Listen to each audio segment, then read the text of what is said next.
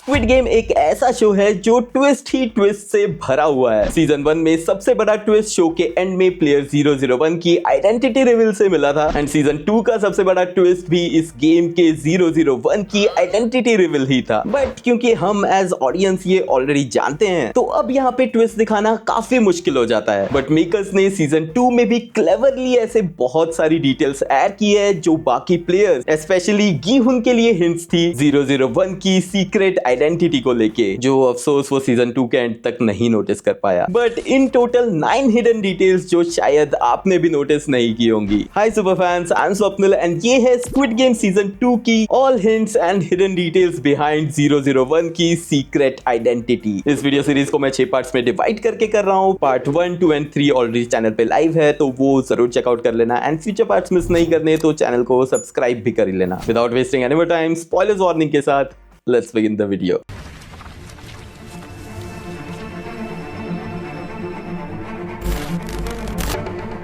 Season 2 में episode 4 की starting में ही बहुत सारे ऐसे मोमेंट्स थे जहां पे 001 अननोइंगली या फिर हिडन डिटेल के रूप में वो सच में कौन है ये हिंट दे रहा था प्लेयर्स के लिए। Let's start with number 1। Player 001 team को इंट्रोडक्शन में अपना नाम यंग इल बताता है जिसका मीनिंग कोरियन में होता है नंबर 1, जो चीज भी वो खुद ही एक्सप्लेन करते हुए दिखता है। अब गीहुन को पता था कि नंबर 1 उसके गेम वाले ईयर में असाइंड था ओ इल नाम को, जो उसके लिए एक शॉकिंग एंडिंग में शो के क्रिएटर्स में से एक के रूप में रिवील हुआ। दूध का जला छाछ भी फूक फूक के पीता है एंड गीहुन तो पूरा जल के बाहर निकला था। तो ये काफी स्टूपिड लगता है कि 001 को लेके गीहुन के मन में बिल्कुल डाउट्स नहीं आते। अब इनिशियली मुझे लगा था कि गीहुन शायद स्मार्ट है एंड सब कुछ जानते हुए वो इन्हो को फूल कर रहा है, मे बी एंड में एक ट्विस्ट दिखाने के लिए। बट लास्ट एपिसोड तक ये क्लियर हो गया कि नहीं, गीहुन इतना भी स्मार्ट नहीं है। बट देन यही चीज है जो इस शो को इतना डिफरेंट बनाती है। गीहुन is a gambler and ending में उसने वही गैम्बलिंग वाली मेंटालिटी यूज करके फाइट की विदाउट प्रॉपर प्लानिंग। शो के डायरेक्टर ने उसकी कैरेक्टर डेवलपमेंट को फर्स्ट सीजन से चेंज जरूर दिखाया बट उसे एक स्मार्ट हीरो नहीं बनाया। They kept it realistic. वो एक गैम्बलर था एंड स्टिल है and I think that's what makes this series different from ऐसी सिमिलर सीरीज जो मुझे काफी पसंद आया। नंबर 2, एपिसोड 3 में होती है first game red light green light and we know कि फ्रंटमैन इस गेम में पार्टिसिपेट नहीं करता बिकॉज हम उसे एज ऑडियंस उसके रूम में बैठ के गेम स्क्रीन पे देखते हुए देखते हैं। इनफैक्ट मैंने एपिसोड 3 वापस जाके एक एक सीन रिप्ले करके फिर से देखा बट 001 हमें कहीं फिजिकली अपीयर होते हुए नहीं दिखता, ना ही डोम में ना ही गेम के ग्राउंड में। बट क्योंकि इस एपिसोड का नाम ही है 001 तो मोस्ट प्रोबेबली फर्स्ट गेम के एंड होने के बाद पे जब सभी वापस डोम में आते हैं तभी वो भी डोम में एंटर होता है एंड एंड में वोटिंग के टाइम ये रिवील होता है कि इस बार 001 के रूप में फ्रंटमैन ही आया है। बट इससे पहले सिर्फ एक इंस्टेंस पे हमें 001 जरूर दिखाया गया है, दैट इज कंट्रोल रूम के फ्लोर पे। जब सभी प्लेयर्स गेम में मर रहे होते हैं तब 001 हमें फर्स्ट ब्लॉक में जिंदा दिखता है क्योंकि उसके ब्लॉक की लाइट जली हुई है। यहाँ फेस क्लियर नहीं है बट आई गेस ये फोटो फ्रंटमैन का ही होगा। वैसे भी 456 प्लेयर्स के बीच में कौन इस बात पे ध्यान देगा कि यहाँ सिर्फ 455 ही मौजूद थे। नंबर 3, गेम 2 की अनाउंसमेंट के बाद जब सभी प्लेयर्स अपनी टीम के साथ फ्लोर पे बैठकर स्ट्रेटेजीज डिस्कस करते हैं तब एक इंटरेस्टिंग मोमेंट में 001 स्ट्रेस और डिस्ट्रैक्शन के चलते पहली बार गीहुन का नाम लेता है। I'll do whichever one you think, Yoon. How did you know my name? जबकि गीहुन ने किसी और को अपना नाम बताया ही नहीं था। अब ये क्लियरली एक स्लिप अप था जिसे 001 तुरंत कवर करता है ये कह के कि उसने जंगबे को गीहुन का नाम लेते हुए सुना था। एंड यस, जब जंगबे फर्स्ट टाइम गीहुन से मिलता है कॉरिडोर में तो वो उसका नाम 3 बार लेता है, वो भी जोर से चिल्ला के।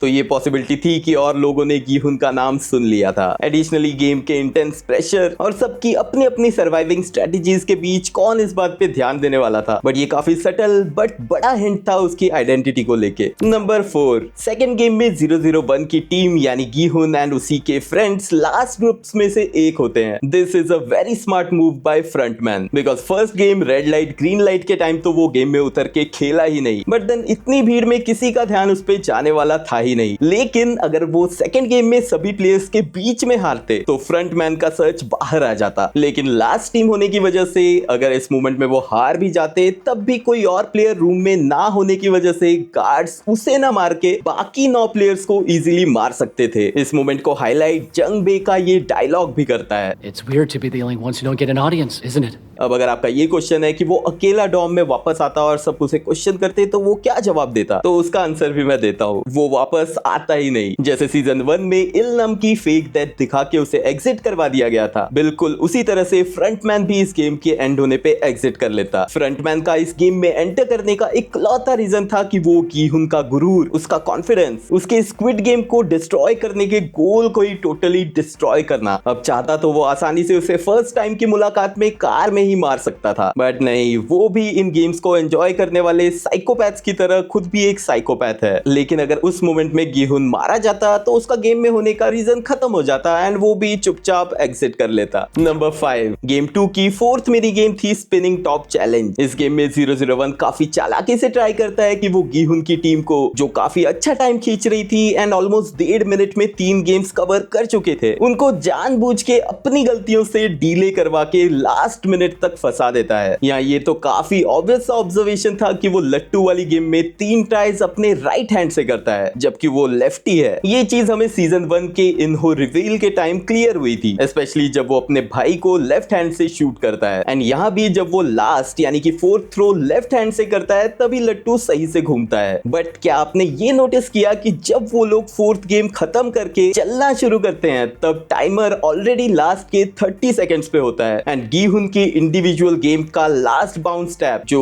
001 की हेल्प की वजह से ही हो पाता है, जो मेरे हिसाब से बिल्कुल बाउंस नहीं हुआ था एंड उनका ये राउंड 100% फेल होना चाहिए था, बट वो फ्रंटमैन है तो उसे स्पेशल ट्रीटमेंट मिली। बट अगर मान भी लेते हैं कि ये राउंड सक्सेसफुली कंप्लीट हुआ, तब भी उनके सेलिब्रेट करके चलना शुरू करने तक ऑलरेडी टाइम अप हो जाना चाहिए था, बट नहीं, वो लास्ट सेकंड फिनिश करते हैं एंड गेम जीत जाते हैं। अब अगर हम इस गेम के 5 मिनट टाइमर एंड एपिसोड के रन टाइम मिनट मार्क को देखें तो ये ऑलमोस्ट रियल टाइम चलते हैं। एपिसोड में 11:21 पे गेम शुरू होती है एंड 5 मिनट बाद अप्रॉक्स 16:21 के अराउंड 5 मिनट्स खत्म हो जाने चाहिए। अगर हम उनकी लास्ट गेम के इस स्लोमो को भी ऐड करते हैं तब भी अप्रॉक्स 5 से 7 सेकंड ज्यादा ऐड होते हैं एंड 16:30 तक टाइम अप हो जाना चाहिए था, बट टाइम अप होता है 16:43 पे, ऑलमोस्ट 10 से 15 सेकंड बाद, एग्जैक्टली उनके जीतने के बाद। कमेंट में लिख के बताना कि आपने भी ये नोटिस किया था या मैं सिर्फ थोड़ा ज्यादा ही एनालाइज कर रहा हूँ। नंबर 6, चलो पिछली गेम में तो बेनिफिट ऑफ डाउट दे देते हैं चीटिंग का, बट मिंगल गेम में वो 100% चीटिंग करता है। एपिसोड 6 में जब प्लेयर से कहा जाता है कि वो 4-4 के ग्रुप्स बनाए तो 001 वॉलंटरीली पीछे हट जाता है और कहता है कि वो किसी और के साथ टीम बना लेगा। इसी तरह से कुछ और प्लेयर्स भी लेफ्ट आउट रहते हैं, जैसे कि वो रिलीजियस वुमेन 044, वो भी अननोन प्लेयर्स के साथ टीम अप करती है एंड बच जाती है। लेकिन जब राउंड एंड के बाद सब लोग रूम से बाहर आते हैं तो दिखाई देता है कि वो वुमेन सरवाइव कर गई है और उसके न्यू टीममेट्स उसके साथ खड़े होते हैं एज अ ग्रुप। लेकिन जब 001 वापस आता है तो क्लियरली दिखाई देता है कि वो अकेला है बिना किसी टीममेट के एंड कोई और उससे उसके टीममेट्स के बारे में सवाल तक नहीं करता। आई थिंक ये बात इस चीज का भी इंडिकेशन थी कि शायद वो एक रूम में अकेला ही बंद था एंड मे बी राउंड खत्म होने के बाद वो चुपचाप बाहर आ गया। वैसे भी रूल्स की परवाह उसे क्यों होगी, बीइंग द फ्रंटमैन। नंबर 7, अब ये मोमेंट चीटिंग से ज्यादा एक एडवांटेज था फ्रंटमैन के लिए। मिंगल गेम के 3rd राउंड से पहले जब वो 6 लोग एक साथ खड़े होते हैं तो 001 पहले ही प्रिडिक्ट करता है कि नेक्स्ट राउंड में अगर 6 आता है तो उन्हें और किसी की जरूरत नहीं होगी।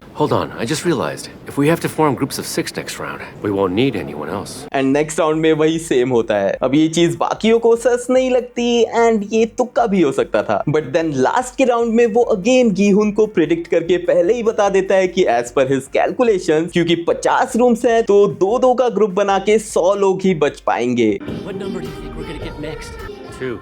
Wait, why? And then again वही होता है जो 001 ने कहा था। अब ये नॉलेज उसे पास्ट की गेम से हो सकता है। वैसे भी वो 2015 की स्क्विड गेम का विनर बनने के बाद से ही शायद गेम से रिलेटेड था, तो पिछले 12-15 सालों में जितनी बार भी ये गेम हुई है कुछ पैटर्न्स इसी तरह के फॉलो हुए होंगे प्लेयर्स को एलिमिनेट करने के लिए एंड हो सकता है कि वही पैटर्न्स उसने याद रखे थे। बट अगेन गीहुन एंड कोई और इस चीज को नोटिस नहीं करता। ऑफ कोर्स ऐसे मोमेंट पे जब अपनी जान पे बनी हो तो कौन ये पैटर्न्स और डिटेल्स नोटिस करेगा। नंबर 8, अब 3rd गेम की डिटेल को कंटिन्यू करते हुए इसी गेम के लास्ट राउंड में जंग बे एंड खुद को बचाने के लिए इस गेम के रूल को फॉलो करते हुए 001 उस रूम में मौजूद तीसरे प्लेयर को अपने हाथों से गला घोंट के मारता है एंड इसी वजह से वो इस गेम को सरवाइव करते हैं। अब जैसा मैंने पिछले पॉइंट में बताया, गेम्स के रूल्स डायरेक्टली 001 यानी कि फ्रंटमैन पे एप्लीकेबल नहीं होते, जो फिनाले एपिसोड के इस सीन में उसके वॉकी टॉकी पे मैसेज देते ही स्टाफ के एक्शन से प्रूव हो जाता है। बट हो सकता है कि गेम के दौरान रूल्स फॉलो करते हुए स्टाफ जंग बे और उसके साथ मौजूद दूसरे प्लेयर को मार देते एंड 001 वापस गेम में एंटर होता है, जैसा उसने सेकंड राउंड में भी किया होगा। बट क्योंकि वो चाहता था कि जंग बे जिंदा रहे ताकि वो गीहुन के सामने उसे क्लाइमैक्स में मार सके, इसलिए उसने दूसरे प्लेयर को खुद मारा। ऑल्सो इस किल के बाद से जंग बे के हाव भाव 001 के अराउंड काफी चेंज हो गए थे। वो वापस डॉम में आने के बाद बहुत बार गीहुन को एंड इवन बाकियों को भी ये इंडिकेट करने की कोशिश करता है, बट मे बी फाइनली नहीं बताता, ये सोच के कि उसी की वजह से उसकी खुद की जान भी बची है। अगर वो ये बात गीहुन को बता देता तो हो सकता है कि शायद गीहुन अपने नेक्स्ट स्टेप्स थोड़ा सोच समझ के लेता एंड मे बी जंग बे की जान बच जाती। बट अफसोस कुछ भी बताने से पहले ही फ्रंटमैन उसे मार देता है। एंड फाइनली नंबर 9, वियर्डली इस सीजन में वीआईपीज को, जो लोग इन गेम्स पे पैसा लगा के सट्टेबाजी करते हैं, उन्हें नहीं दिखाया गया। बट एपिसोड 7 में फाइनल फाइट से पहले एक मोमेंट पे जब गीहुन अपनी टीम को कन्विंस करता है कि लाइट्स आउट होने के बाद वो ऑपोजिट टीम के प्लेयर्स से नहीं बल्कि अपर मैनेजमेंट से यानी कि वीआईपी से फाइट करेंगे, तो उनके ऑफिस की लोकेशन दिखाते हुए वो ऊपर की तरफ इशारा करता है एंड सभी लोग ऊपर देखते हैं। इस मोमेंट में वो सभी लोग टॉप कैमरा की तरफ डायरेक्टली देखते हैं, यानी कि हमें एज ऑडियंस ऐसा लगता है कि वो डायरेक्टली हमें देख रहे हैं, बिकॉज इस सीजन को देखने वाले वीआईपीज हम हैं। बाय द वे ये डिटेल मेरा नहीं है, एक शॉर्ट्स की थ्योरी है। बट इसी ऊपर देखने वाले सीन में 001 ऊपर नहीं देखता, बिकॉज बीइंग द फ्रंटमैन उसे तो ऑलरेडी पता है कि उनका ऑफिस कहां है। वो कॉन्स्टेंटली गीहुन को घूरते हुए दिखता है। सिर्फ बाकियों के रिएक्शन आने के बाद एज अ फॉर्मेलिटी वो भी ऊपर देखता है, बट सिर्फ एक झलक के लिए। तो ये थी वो सारी डिटेल्स जो मैंने नोटिस की 001 को लेके। अगर इनके अलावा कोई और एडिशनल डिटेल आपने नोटिस की है तो कमेंट्स में लिख के मुझे जरूर बताना। नेक्स्ट वीडियो में होगी कैप्टन पार्कर की सीक्रेट आइडेंटिटी को लेके बहुत सारी डिटेल्स, वो मिस नहीं करना है तो चैनल को सब्सक्राइब जरूर कर लेना। एंड एज यूजुअल अगर वीडियो एंड तक देख रहे हो तो लाइक भी कर देना, क्योंकि वो बिल्कुल फ्री है। मिलते हैं नेक्स्ट वीडियो में।